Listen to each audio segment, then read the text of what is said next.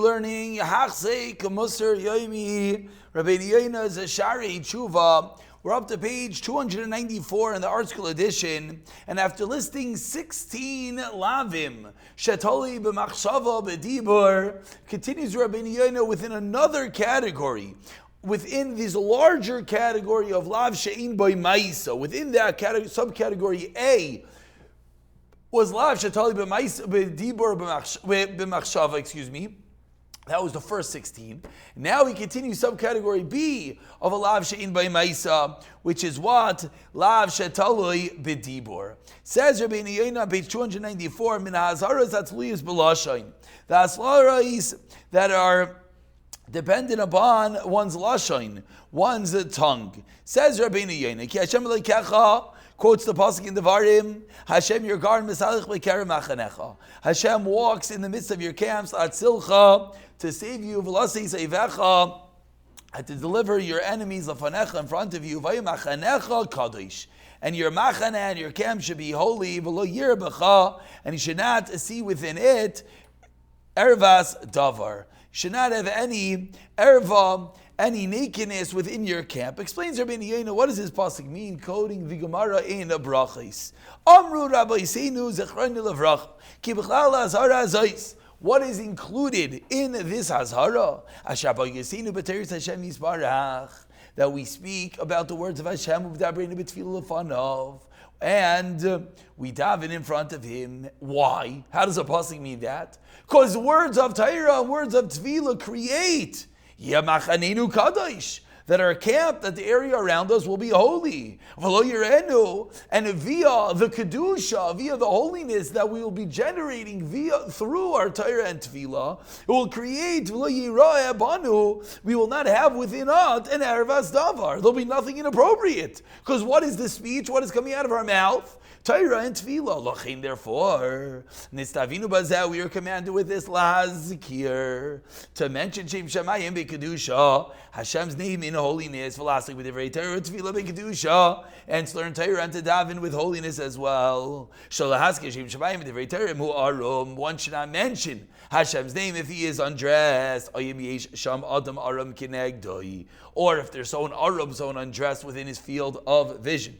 So halacha number 1 of the lavim shetali b'dibur is that our dibur, our mouth, has to be kadosh. The words that come out create machanecha kadosh, words of Torah and tefillah. But even within the words of kedusha, they must be within an area of kedusha that one himself cannot be aram undressed, and the area in front of him cannot be aram, which of course is something which could be more trying and challenging. One is on a bus, one is on a plane, one is in the street. One has to make sure that when he is saying the Shem Hashem, that which is in front of him cannot be arum, cannot be undressed. And of course it doesn't mean fully undressed, it means even part of a body that is revealed.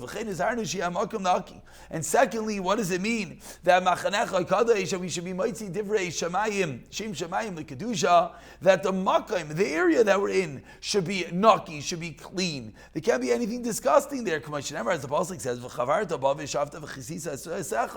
that one has to dig. This is when one is using the bathroom before the world of plumbing. One is going in an outhouse. He has to dig in the ground and then cover up the waste, so that when one says the Shem Hashem, there's no waste and other matters sitting there on the floor. Says Rabeinu Yona, v'kol shekein, and all the more so, ki muzar, one is commanded, shalahaske shmayim imhu im in yadam nikiyos, if his hands are not naki, v'nagi yadav b'davranim asalav yirchatzeim, and if someone touches something not clean, whether it's excrement or whether it's just something that's gross, whether it's something that he himself finds repulsive, it's dirt and the like,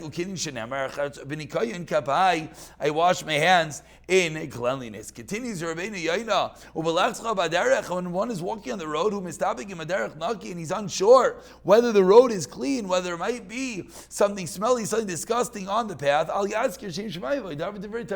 he's not allowed to say the Shem Hashem, nor is he allowed to say words of Torah. And how far does one have to go to distance oneself from these unclean areas. If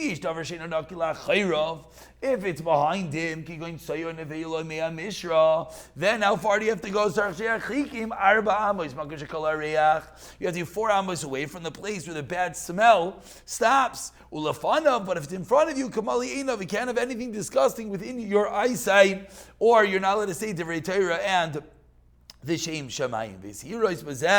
And the warnings for this, Midarcha Yiras Shamayim, are forms of showing Yiras Hashem. Shenemar, Liyira Hashem L'chishvei Shamayim, the Pasuk says, you fear Hashem, and those know that His name is great. And teach the Chazal, Kidvar Hashem Baza. For the words of Hashem are Baza, are score. Nemar ala Midaber. What does it mean that the words of Hashem are Baza? If one is Midaber B'divrei Torah, B'vois Mitunafos, in unclean places. And teach Chazal, the Medrash in Koheles, Yohiv Chachmis al Chakimin. Hashem gives wisdom to those that are wise. Why? Why does the wise get wisdom? It sounds unfair. Explains Rabeinu Yona, you know why? Because the Chachamim are mechabdim es HaTorah. Therefore, that's the reason why Hashem gives them more chachma. V'ilu nitna l'tivshin. If the Torah was given to fools, they would utilize and talk in the Torah in unclean places, and therefore the Torah is given particularly to the chachamim.